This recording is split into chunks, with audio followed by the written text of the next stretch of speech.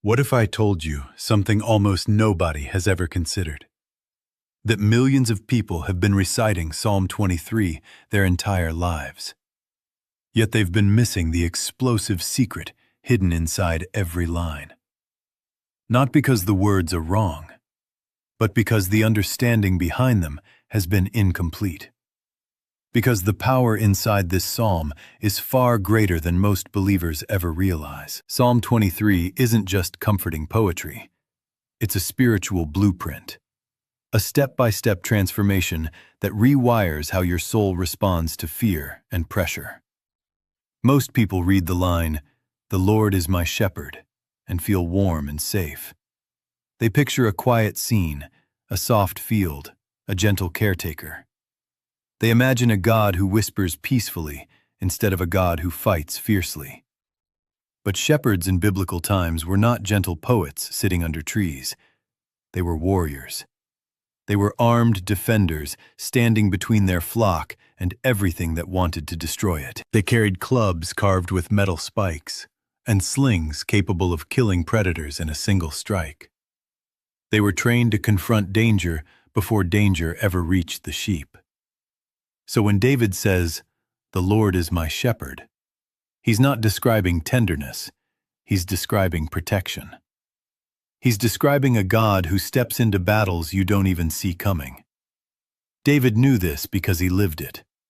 1 Samuel 17 tells us that as a teenager, he killed a lion and a bear with his own hands to protect sheep that weren't even his. So imagine this. If David fought that hard for animals, how much harder does God fight for you? His child, his creation, his beloved. But this is only the beginning, because the structure of Psalm 23 is intentional. It's written in a pattern Hebrew scholars call the progression of trust, a gradual deepening of confidence in God. Each verse moves your soul a little further. Each line breaks one more link of fear. Each statement trains your mind to think differently about your circumstances. That's why David begins with, "I shall not want." We often read that as, "I don't need more stuff." But the Hebrew meaning goes far deeper. It declares, "I will not lack what I need to fulfill my purpose." Not lack money, not lack strength, not lack clarity, courage, or direction. David is saying, "My shepherd already knows what my purpose requires. My shepherd already knows what tomorrow demands. My shepherd has already prepared what I haven't even prayed for yet." Jesus echoed this in Matthew chapter 6, verse 26. He said, "Look at the birds of the air. They don't sow or reap or build storage barns, and yet God feeds them every day."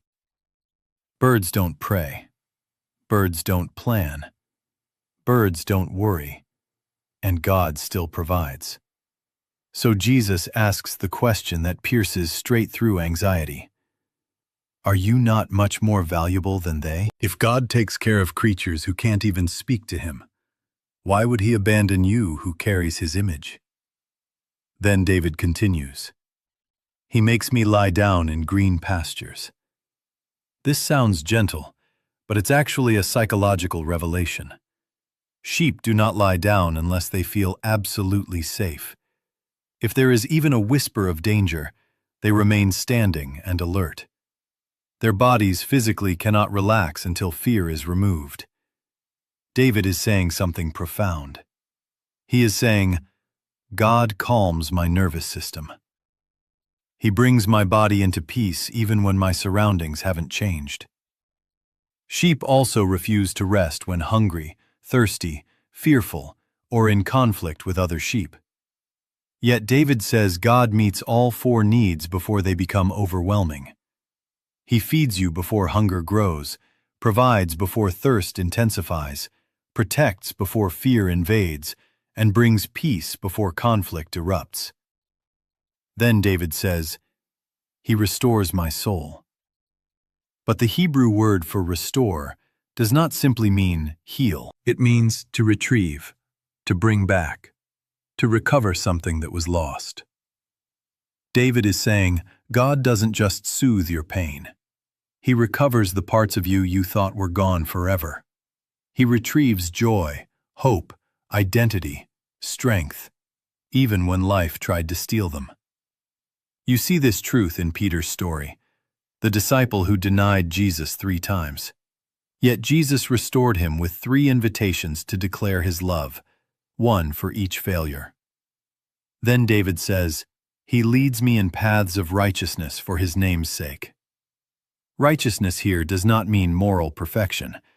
It means the right path that leads you to the place God intended for you all along.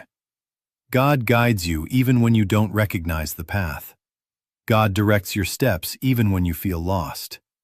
God is committed to your destination even when you question the journey. Then everything shifts. Though I walk through the valley of the shadow of death. Notice David does not say if, he says though. Hard seasons are not optional. Dark valleys are not rare. Uncertain moments are guaranteed for every human soul. The Hebrew phrase, shadow of death, literally means a valley of deep darkness. A place where visibility disappears.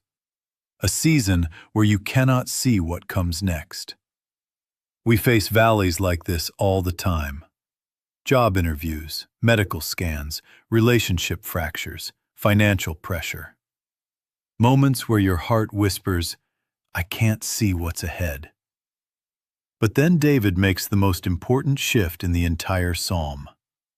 He stops talking about God, and he starts talking to God. I will fear no evil, for you are with me.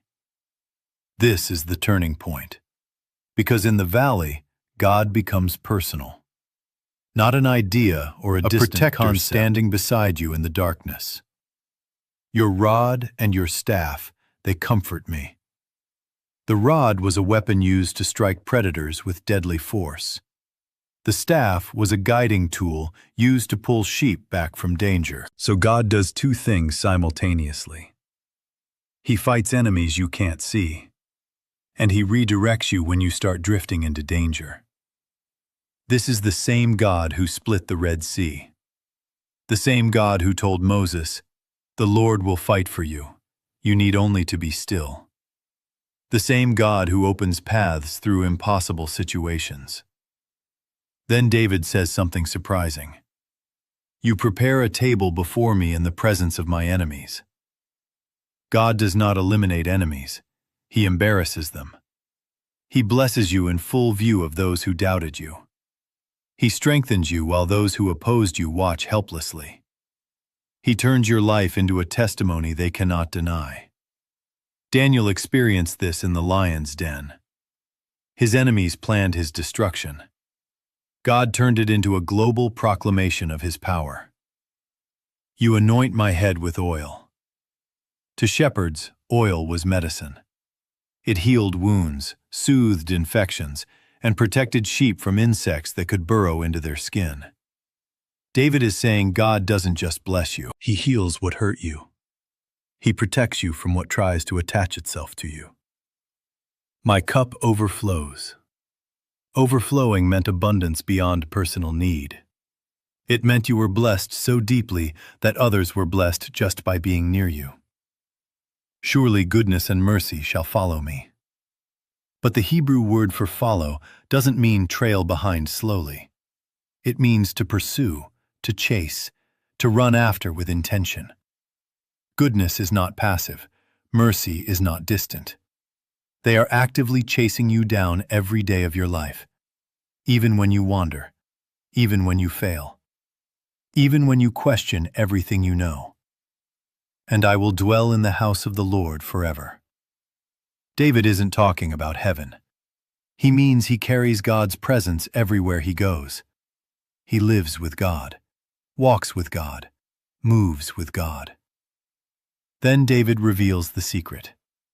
Psalm 23 is not a soft prayer. It is a declaration. David doesn't ask God to be his shepherd. He declares that God already is. He speaks the truth before he sees the result. Psalm 23 has been recited at funerals, weddings, hospital rooms, and battlefields for generations. Not because it is poetic, but because it is supernatural.